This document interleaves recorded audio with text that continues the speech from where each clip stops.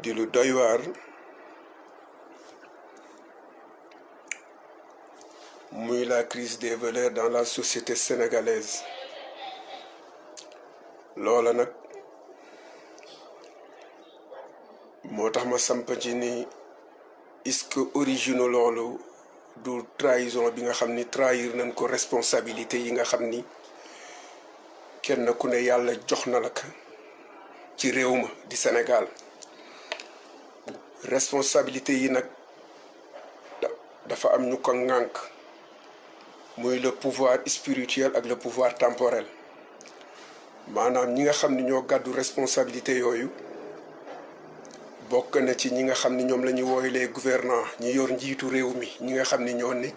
di gouverner di jiite réew mi. bokk na ci ñi nga xam ni ñoom la ñuy tuddee kilifa diine yi maanaam ñi nga ne ñoo ŋànk diine ji ci Sénégal. bokk na ci tim ñi nga xam ni ñoo yor ndomba tànki aada yi. bokk na ci ñi nga xam ni ñoom la ñuy woowe boroom alal yi. moo tax ma sampalaaj ni crise des valeurs boobu crise de valeurs yi nga xam ni tey moom moo ne ci sunu société di ko lëmbe. est-ce que origine bi jugewul ci njiit yi ndax njiit yi ñoom lenn ci ñoom warunu wala trahirunu seen mission bi nga xam ni moom la mu amee woon moo xam ci bopp réew mi la. ndax li yonente bi sallallahu alayhi wa sallam wax kullukum raayi wa kullu raayi mas'ulun an raayatihi. li sallallahu alayhi wa sallam wax ni sàmm bu ci nekk bu ëllëgee bis penc suñu borom dina la laaj na nga doon sàmme moo xam réew la moo xam lu mu mën a doon waaye bépp responsabilité boo xamante ne nii suñu borom teg na ko sa loxo ëllëg dina wéetoog yow ba nga defa ni yow rek la sàkk di la ko laaj benn par benn. te yaakaar naa ni responsabilité yooyu bokk na ci ñi nga xam ne ñoo jiite réew mi. crise des valeurs bi nag buñ koy wax mooy bu ñu demee ba ñun ñi nga xam ne ay ndaw lan ñu dem ba ci ñi nga xam ni tey ñooy suñuy maanaam ñooy suñuy lenn mën nañ ne suñuy waajur mën nañ ne suñuy mag doon ay gouvernants di démontrer ay valeurs yoo xamante ni méngoowul ak valeurs yi nga xamante ni moom la ñu suñu diine inculqué. yaakaar naa ni problème am na suñu demee ba kilifa diine li ëpp ci ñoom ragal a wax dëgg ku jiite ku yorum réew mi. suñu demee ba ki yor réew mi njiitu réew dem ba ragal ñi nga xam ni ñooy bailleurs de fonds yi ñooy yor alal ji di ko financé. suñu demee tim ba nga xam ni ki yor ndomba tànku aada gi dem naan ba ragal wax dëgg ki nga xam ni moo jiite réew mi kon problème am na. te problème yooyu bu amee mooy waral kenn ku nekk bu fekkee sa responsabilité bi nga xamante ni suñu borom dala ko dénk na nga ko war a téyewoo ko noonu. yaakaar naa ni mooy indi faay yooyu ba gouvernant yi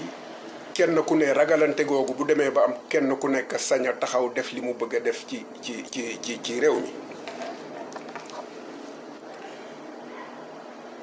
ma ciy wax yu gàtt rek ndax li ko waral mooy ñun yàlla dafa dogal ni bu ñu demee ba gis Sénégal waxeet dem ba nekk loo xam ni dañ ko bëgg a valoriser problème am na. bu ñu demee aussi ba gis phénomène actuel yi xew li ëpp ci ñi ëpp kàddu nga xam ni ñoo war a jug taxaw saytu loolu xeex ka ñu ni tekk problème am na. boo defee rétrospective maanaam nga delluwaat ci ginnaaw 2019 nga xool ñi ñuy tuddee lenn ci ñuy dox ci wàllu diine ci bi ñuy fal njiitu réew mi fi nekk ni mu sonne woon ci ak falam par rapport nga dellusiwaat tey nga xoolaat tey ni nu nee tekk ci xew-xew yii di xew ci Sénégal mu mel ni lii xew dafa valable problème am na. kon donc li ñuy dimbali ci loolu ngir mu mën a saafara foog ñu dama jàpp ni war nañ delluwaat ci les valeurs fondamentales de l'islam valeurs yi nga xam ne nii moom la ñu islam inculqué moom la ñu l'islam jàngal. ndax bu ñu demee tey jii ba ñi nga xam ne tey ñooñu war a jàngal ñooñu war a wan yoon wi di def naka sadul noonu ci réew mi yaakaar naa ni problème am na ku ni timit Sénégal ci côté social stable na problème am na da ngay wax lu la neex stabilité bi demewul noonu doy na waar. bu ñu demee ba loolu image bii nga xam ne tey bu dee ci côté les hommes politiques bu dee image bii ñoom lan mu bëgg inculquer bëgg nu wan ni réew nii lay doxee yaakaar naa ni ils ont trahi leur mission maanaam image wu par exemple ci nekk ci wàllu lobby maanaam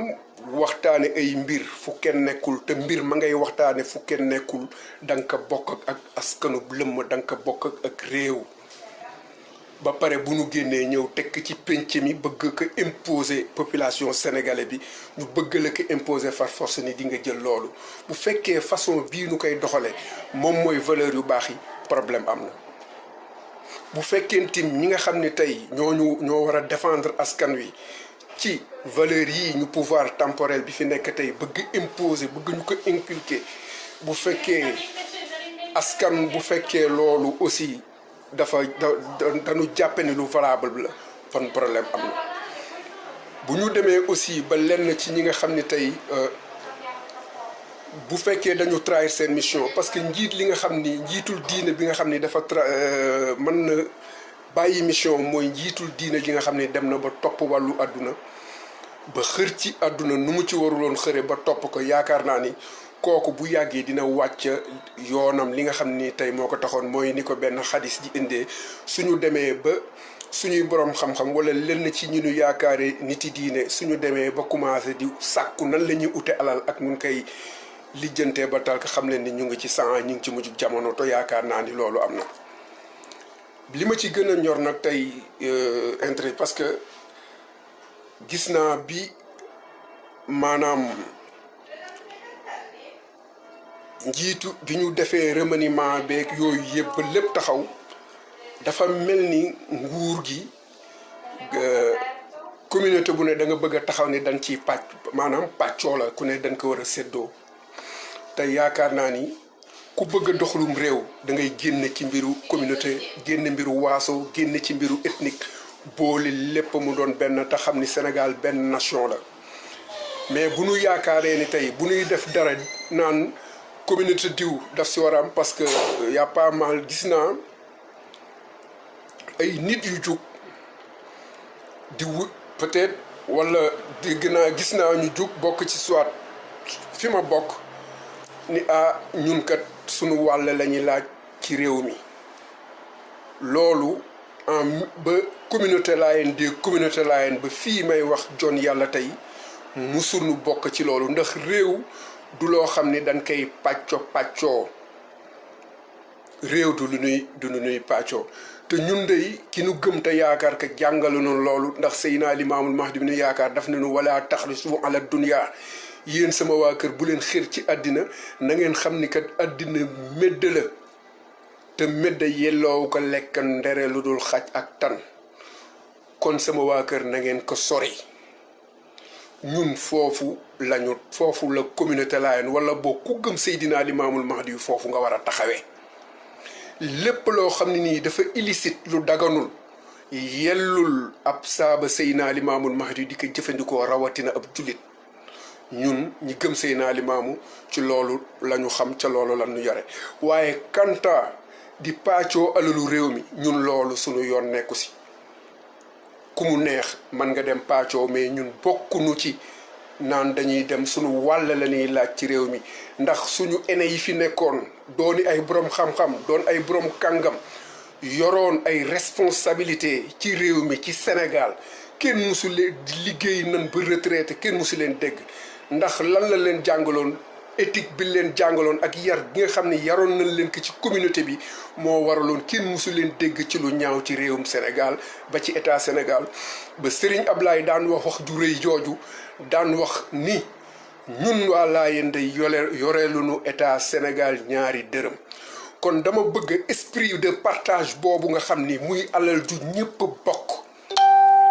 di Sénégal ñëpp bokk ko dama jàpp ni loolu esprit yooyu dafa war a denc ci génération actuelle bii fi nekk parce que lu ñëpp bokk kenn warul nekk naan dañ koy pàccoo te loolu depuis 1960 ba léegi loolu moo dem ba mafia politique religieux bi loolu moo dem ba moo ko indi 60 ba fii may wax ak yow léegi loolu moo indi problématique yooyu mooy maanaam sunu paar ñun lu tax amuñu ministre ñii lu tax amuñu ministre ñii lu tax amuñu ministre ñun waa kër Seydina Limaamu dey ci sama xalaat bu gàtt musuñu bokk ci ñiy taxawee ci taxawaay boobu dafa am loo xam ni nag nit ki su ko bëggee am na droit dem fexe ba dugg ci les instances de décision mais pour une communauté pour toute une communauté ñun amuñu pour naan ana suñu wàll ci gâteau bi ndax Sénégal du gâteau boo xam ni communauté bu ne da nga bëgg a taxaw di laaj naan sama part non Sénégal ñépp ko bokk jullit bi ci la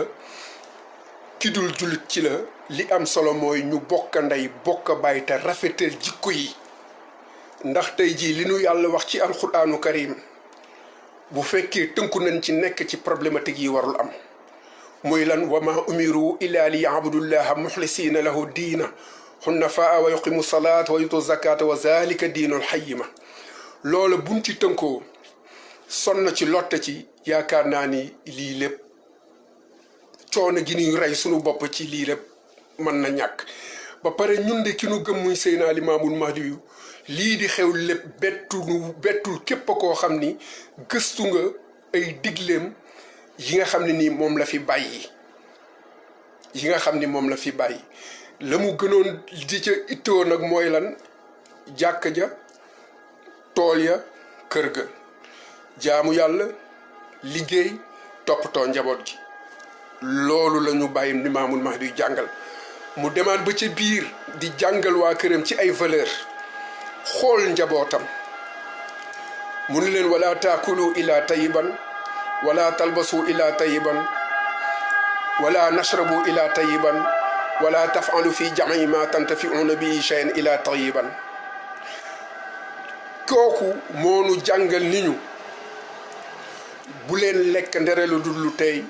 bu leen naan ndere lu dul lu tey bu leen sol ndere lu dul lu tey bu leen woor ndere lu dul lu tey loolu la inculqué ay saabaam loolu la leen jàngal kon ñun suñu taxawaay nekkul ci di laaj Macky Sall lan mooy suñu wàll amuñu ministre wala amuñu nii wala amuñu laa loolu nekkul ci loxo Macky Sall mi yor réew mi loolu ci loxo yàlla la nekk al amru bi yadillahi yàlla mooy jël nguur moo koy jox ku ko neex mooy fal ku ko neex kon loolu moo xam sama communauté la ak bu mu mën a doon esprit de partage bi ñuy def ci nguuruk Sénégal loolu dama yaakaar naa ne lu nu war a abolir la mu denc ci réew mi ndax loolu bokk na ci li gën a xotti valeurs yi nekk ci Sénégal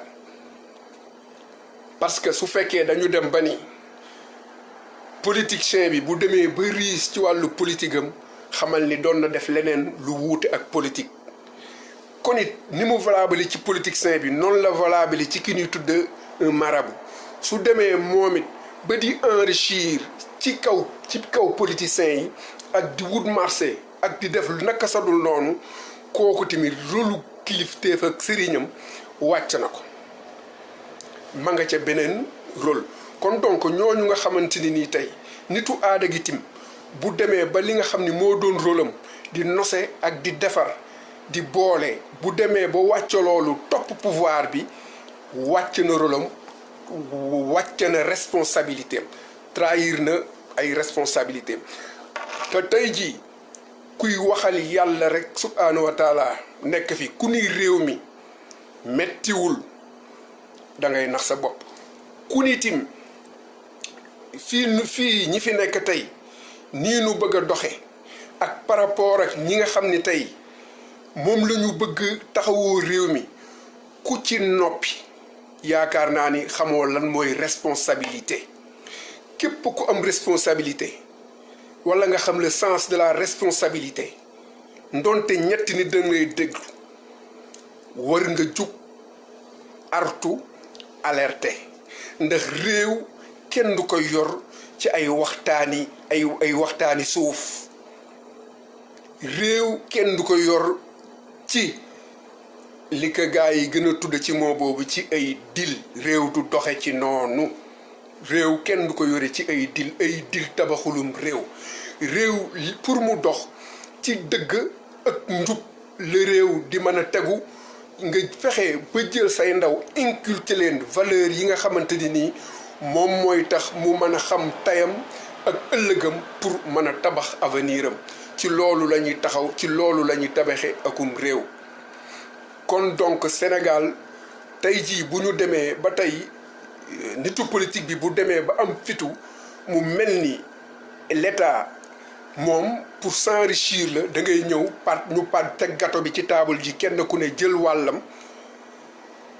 loolu bu dee noonu la ñuy gouverner am réew yaakaar naa ni wàcc nañu yoon ba bu fekkee tin dafa am yeneeni gouvernant moo xam yu ne ci spirituel bi la yu leen ci encouragé wàcc nañu seen yoon may yaakaar naa ni liy tabax dëgg-dëggum liy defar dëgg-dëggum ak ànd mooy bëggante soppante waxante dëgg bañ a fen bañ a wurut bañ a rambaaj comme ni nu ko sang ba doon jàngale muy loo xam ni lu am solo la di ay valeurs yoo xam ni moom la ñu war a inclure ñun nag li tax ñun dañuy alerter rek te xam ni tey jikko yi moom nii mu mel nii tey jii tey warul bett képp kuy saaba Seydina Limaamu buy gëstu ak di lëñbët njàngalem Seydina Limaamul Mahdi alayhi salaam la nga xam ni alerte yi nga xam ni moom alerté woon nañu ko ci mujjug jamono bu ñu demee ba ci jamono jooju mu ni dina am foo xam ne bu ngeen fa tolloo bu lu mu lëj yéen sama waa kër riirandoo leen ca waaye bu mu àgg seeni xol ndax xam na ni dunyaa ku mu ferankulaayu ci sa biir xol saytaane nekk na fa di fuur te fu saytaane nekk di fuur na nga xam ni moom saytaane jekku na la ku tedd ki alayhi salaam moom loolu la ñu doon bañal loolu la ñu doon dawale te tey agsi nañ ci jamono jooju naka sanga bi waxe woon ni inna dunyaa jiifatun wal jiifatun laa yaakuluha ilal killaab wan nusuur ni moytu leen àdduna médd la goo xam ni du ko lekk ndere lu dul xaj ak tan muy àdduna gii ñu nekk kon yaakaar naa ni képp koo xam ni da nga ni aslamtu nafsi jox sa bopp maam Limaamul Mahdi yu tu dois incarner valeurs yi nga xam ni tey ak comportement yi nga xam ni tey moom la ñu maam Limaamul Mahdi yu jàngal moom la ñu inculqué ñun bokkunu ci duñu bokk ci ñi nga xamante ni nii dañuy taxaw naan dañuy laaj suñu part ci gâteau bi parce que Sénégal du gâteau boo xamante ni nii dañ koy bokk kii jël yóbbu këram kii jël yóbbu këram déedéet ñëpp nañu nekk dans la même pied d'égalité te lépp lu mu ci mën a doon na doon loo xam ni lu sell la lu lew la lu tey la noonu la mbir yi war a tëdde te noonu la mbir yi war a doxe du lu ñuy partagé wu yooyu nag bu demee ba seetaan bi ëpp mooy tax valeurs yi xottiku worma yi deñ suturaalante ji deñ yërëmante gi deñ ñàkk waxante dëgg gi deñ ni ko waykat ba waxee dañuy jiital borom am ngir ak wërsëgam di suufeel ñi am xam-xam ngir ak seen ñàkk alal loolu dafa nekk ci mbir mi beneen bi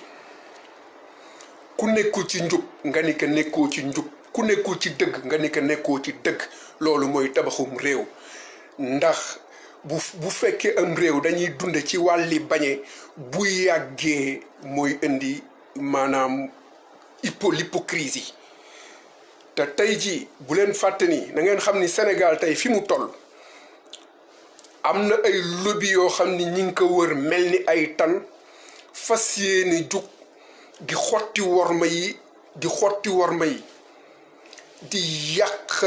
ak di boddi konte pour indi fi ay valeurs yu bon yoo xamante ni nii bu ëllëgee duñ fi li fi mag ñi sampoon ñu sempi sànni fële te ñooña la ñuy def ci gouvernants yi lañ koy jaarale te ñu ngi commencé réussir seen mission moo tax bépp ndaw bu mel ni bu bépp ndaw sama classe gi ak ku mu mën a doon na nga jiital sa xel moo xam président Idi nga àndal moo xam Macky nga àndal moo xam ku mu mën a doon nga àndal ci les partis ci les hommes politiques jiital leen ci seen xel te bañ ci jiital seen xol yi te ku ci nekk na nga xam ni képp koo ci àndal li tax nga ànd ak moom responsabilité la boo xam ni bu ëllëgee bu fekkee da nga jël sa carte voteel ka su ëllëgee yàlla dina la laaj lan moo taxoon yow nga voteel diw man de ñaanuma yàlla di voteel ay nit ñoo xam ni dañuy dooleel góor jigéen ñi dañuy dooleel góor jigéen ñi ci Sénégal sama carte duma leen ko voteel dañuy jox àq ak yelleef góor jigéen ñi ci Sénégal sama carte du dem foofu parce que loolu c'est un problème de responsabilité sama responsabilité personnelle loolu ñaanu ma ko yàlla ci àdduna te kenn ku nekk bul jiital am jiitalal li nga xam ni mooy dëggu suñu borom parce que kenn ku nekk li nga fiy daw ak lu mu sori ak lu mu gudd benn laps de temps la loola day jeex kenn du fi dund kenn wóorutu fi di nga fi dundal 100 ans wala 50 ans wala 60 ans kon dara warul tax nit ki di gaaw diw am na lii dama war a am lii diw mel ni nii dama war a mel nii kon tey jii bu ñu demee ba toll ci crise des valeurs bii nitu diine ki ñuy tudde nitu diine daf ci am une grande part de responsabilité rawatina ki ñuy tudde njiital réew mi daf ci am une grande part de responsabilité mais ce qui est malheureux mooy li ëpp ci ñi nga xam ne ñoo gouverner ñoo njëkk a trahir ñoo njëkk a trahir mission bi parce que trahir mission bi weesul ngay gëmloo say maanaam ñiy def ay schéma yoo xam ni di jàngal les honnêtes gens ay xale yoo xam ni dañu war a jug ëllëg ñu war a du jiite réew mi nga leen di jàngal ni ñuy defee dil pour yorum réew ni ñuy defee dil ba teg réew mi ma jàpp ni ñoom waroon nañu jàngal leneen lu dul dinu jàngal nan la ñuy dile ba di toog ci pouvoir mais pouvoir yàlla nee na may xool ku ma soob ma jox la ko waaye su ma koy foqati doo xam sax fu ma lay jaar soo ma weddee laajal Firawna ak Muusa soo ma weddee laajal Haarun ak alalam ja fan lañ mujj ñooñu ñëpp tey suuf lekk na leen ana seen alal ja ana seen taar ya ana seen doole ana seeni melokaan tey ji yëpp suuf nee na ko dëriix kon donc dafa laaj suñu gouvernants yi di rafraîchir seen mémoire kilifa yi ñi ñuy tudde ay kilifa diine tey wax ci diine te ñëpp di leen déglu ñu am kàddu ñu leen di wax dëgg gi li fi ne comme ni ko sunu mag ñi daan defee ku mel ni maam Alassane Lahi ku mel ni Abdoul Aziz Dabakh ku mel ni Seydina El Hadji Abdoulaye Thiaw mi fi toog tey mi daan wax ni yore lu nu nguurug Sénégal dara parce que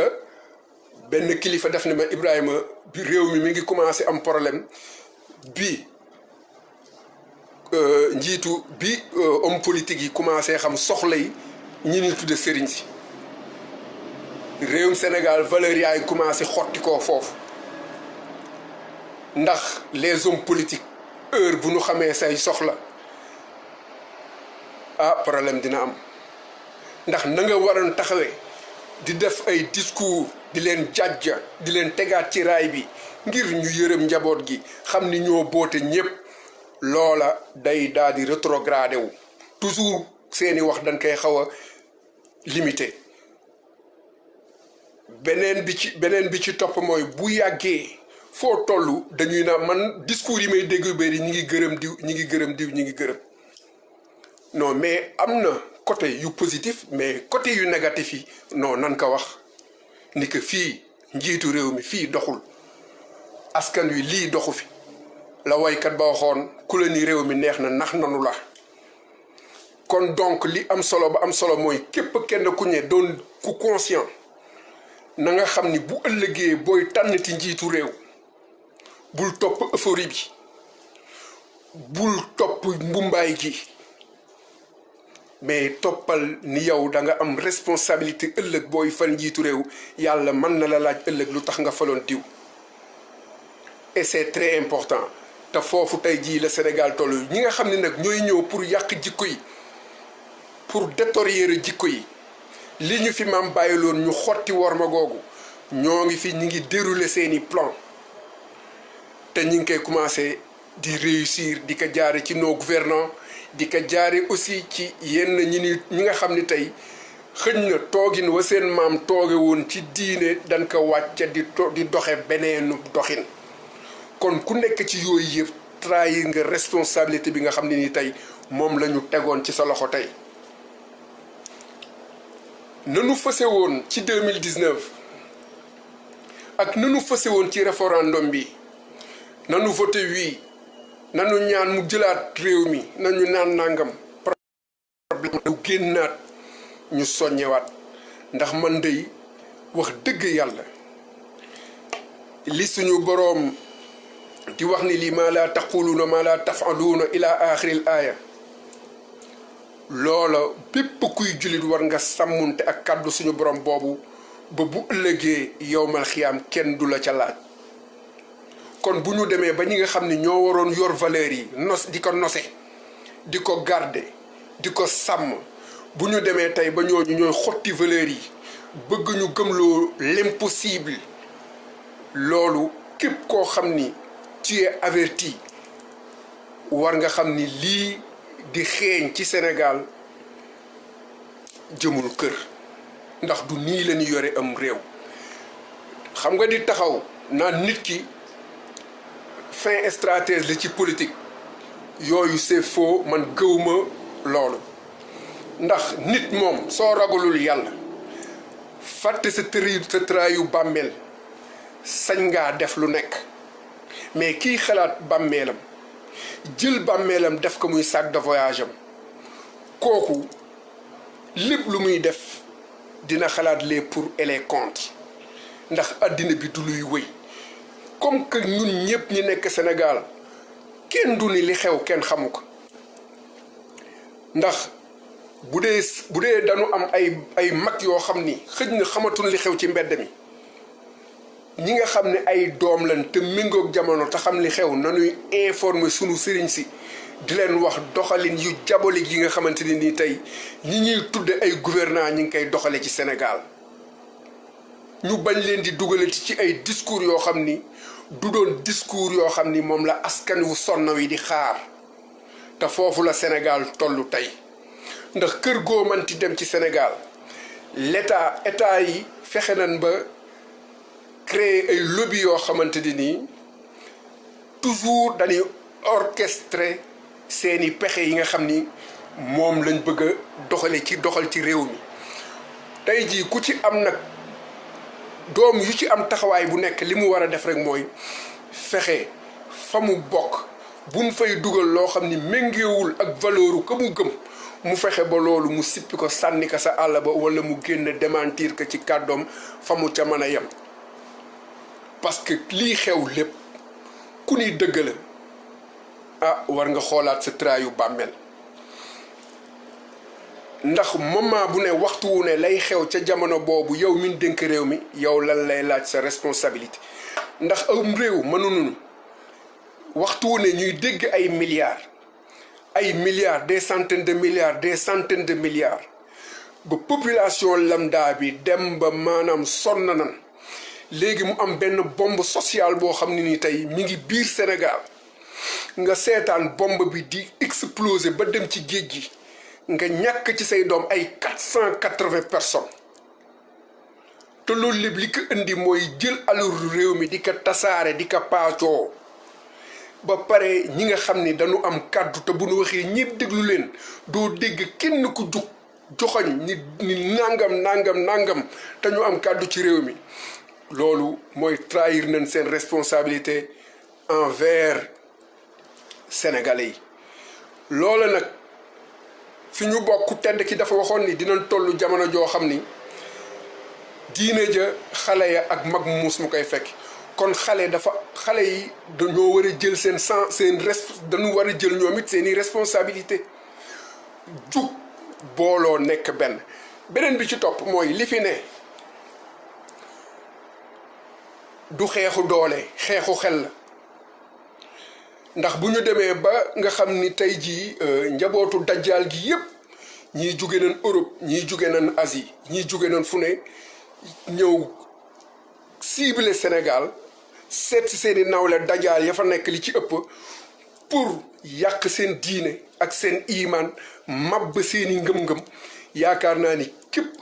képp koo xamante ni nii yaa ngi gëstu te gis plan boobu ñuy déroulé toogaay amatul fi nu koy jaare ci gouvernant yi la comme ci gouvernant yi la nu koy jaarale képp koo xam ni mën nga jël sa responsabilité nga xool ki la doy ci jikko nga ànd ak moom fexe ba formaté lii nga xamante ni système bii parce que pour ngeen lii Sénégal yëpp di jooy benn système bi rek la mooy depuis 60 ba fii ñu nekk tey 2020 même système boobu mooy dox système boobu nag tant que utunu ay moyens pour formater système boobu ba système boobu jóge fi mooy mafia politico religieux bi nga xam ne nii tey moom la système bi di wéyee tant que loolu formaté wuñu ko problème bi day persister ba 2100 ndax réew kenn du ko tabax ci corruption réew kenn du ko tabax ci njublam réew kenn du ko dugal ci wàllu waaso réew kenn du ko tabax ci wàllu communauté réew dañ koy tabax en tant que ñu dëkk réew moomu yépp bokk ndey bokk baay amul xàjjalikoo loolu mooy doxalum réew ñi ci ne jël seen bu kilifa yi jëlul seeni responsable ci wàllu ni réew mi di doxe mais tey jii ñaan élection dina ñëwi ndaw yi jël seeni responsabilité pour redresser baar bi Sénégal weng na te weng gii Sénégal weng njiitu réew mi am na ci part de responsabilité njiitu diine bi am na ci part de responsabilité njiital église bi am na ci part de responsabilité parce que ñoom ñëpp war nañu booloo ñu taxaw ñu xool li nga xam ni mooy jëmale suñu réew kanam mu dem ndax Sénégal li fa am amul beneen réew bu mu am koo ci gis am na kilifa goo xam ni fa la tënku te bu ko kilifaam waxee mu déglu mais lii nga xam ni tey ñi ngi koy seetaan bu demee ba yàgg kilifa dina taxaw di artu ñu tàllaloo loxo football say kàddu sànni fële parce que li naan il faut battre le fer quand il fait chaud ñun sunu mag yi fi nekkoon sunu baay yi fi doon sunu baay yi ban ciy toll su réew mi mësaan toll fii dañuy génn def seeni déclaration wax ak njiitu réew mi mais boo xoolee la plupart loolu boo xoolee commencé na jeex parce que lii indi loolu lépp mooy corruption bi nga xam ni day daw diggante spirituel bi di daw ci diggante spirituel bi ak temporel bi loolu tey moom moo indi bombe sociale yi nga xam ne tey mi ngi éclaté wu lu tolloog si 480 ay doomi sénégalais yoo xam ni Sénégal ba Cambérène gi ma bokk am na ñoo xam ni ci bokk nañ ci ñàkk ci seen bakkan génn àdduna xam leen ni loola la ko indi lépp ñii ma cité ñii seeni am nañ ci une grande part de responsabilité ndax ku yor sa njaboot bateau bi nga koy dugal war nga xool port bi nga xam ne nii moo adéquat ci moom nga man fa teeri pour sa njaboot wàcc ci jàmm seen nekkin mën a nekk si jàmm njiit nag la taxoon ñu lan li ñuy xaar ci njiit mooy mu am yërmande mu am diine loola mooy ragal yàlla nekk ci moom dina mën a dimbali aw askanam mais tey jii xew-xew yii di xew ngay xool ñi ñuy tuddee ay njiit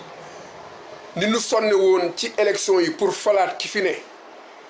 ma gis xew-xew yii kenn waxu ci moo tax man ma poser question boobu ma ni ndax valeurs yii ñu commencé ñàkk Sénégal te valeurs yi ñi ko njëkk di bafoué mooy ñi nga xam ni da ay haute personnalité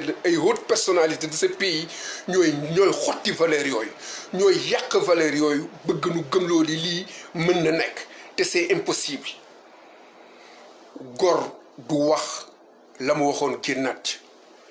loolu boo demoon ci ceddo gi sax bu nu xasaan ba kañu ba wax duñ dellu ginnaaw ci loolu ndonte dañuy jël seen bakkan bu ñu demee nag ba bëgg ñu inculquer ni réew dinañ si dil lañ koy tabaxe ak ay pexe loolu jeunesse bi dañu war a rejeter théorie yooyu réew ci xam-xam lañ koy tabax réew ci ay pexe lañ koy yore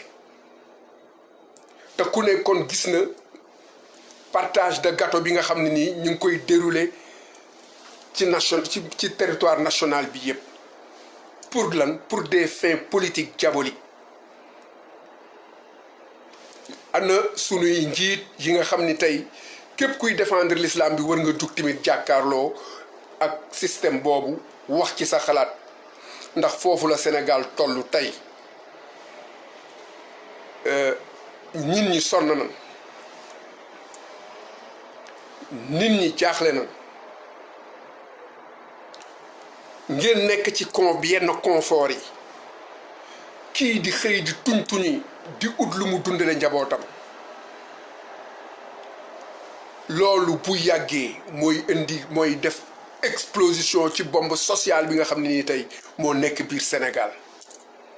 njiit yi moo xam njiitu diine la moo xam njiitu parti politique yi la nanu bàyyi xel njaboot gi bu baax a baax a baax te xam ni àddina yàggul ndax bu dee gouvernants yi fi nekkoon amoon na ñu fi nekkoon ñooñu dem nan